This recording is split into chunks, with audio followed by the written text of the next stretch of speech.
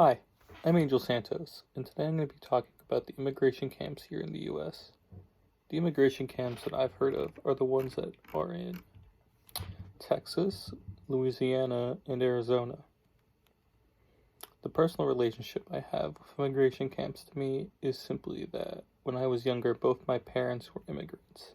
And so I think of immigration camps and parents and children being separated in poor living conditions, and it makes me very concerned and worried about this kind of stuff. It's not every day that something like this can happen to everyone, and yeah. But to go into further detail about it all, I believe that immigration camps really show a flaw with the United States and how they deal with people from other countries, because there's things such as visas, which we have, which are great. You know, it's what both my parents have now. But then there's things such as like immigration camps, which kind of show a lot of the neglect that that we show to others. While I was researching this topic, some of the things that popped up were simply that they're just overcrowded. They're overcrowded. People, at least from where I come from, Latinos are coming from Mexico, Guatemala, places like that, trying to come to the U.S. for a better life, and it comes with the issues of so many people trying to leave and coming to the U.S. that immigration camps quickly become overcrowded, and there simply isn't enough food for them or water, and just yeah, the living conditions there are incredibly poor due to it.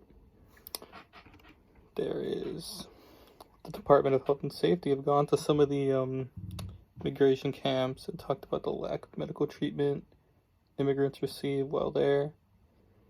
There was a case in particular where some children got sick, and a teenage boy died of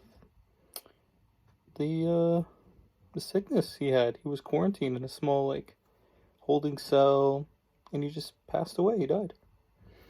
And then in 2019, the Customer and Border Patrol refused to allow immigrants to have free vaccines to deal with things like the mumps, and also to deal with flu shots when the flu came in the upcoming flu season.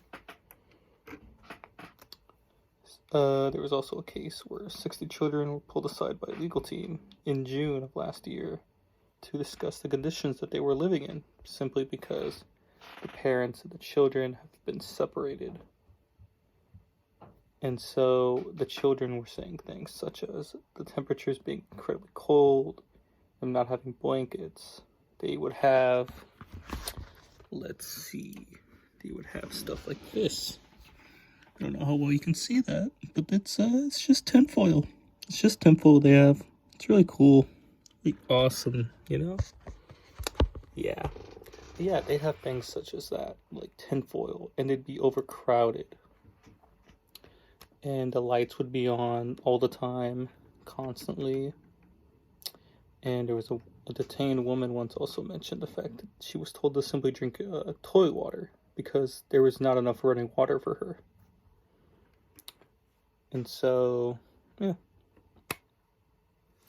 I believe that immigration camps aren't exactly a bad thing. I don't believe that they deserve to be completely shut down and wiped from existence. I believe that with, a proper mindset, they can be used to do something good as opposed to just simply having them, get wiped off the face of the earth. I believe that they should be provided better food and water when they're there, and actual blankets and enough space to be within that area. I also believe that children shouldn't be separated from their families while in immigration camps. It makes no logical sense at all. And, it's just a terrible thing in conclusion to just think of people having to go through things like that. It's just plain awful. And I can't see why people still let stuff like this slide here. because it just shows how terrible this country can be at times with how it treats other people. But yeah, that's the information I pulled up from immigration camps. I thought I'd let people know, talk about it, and yeah, hope you learned a little from this. Have a great day.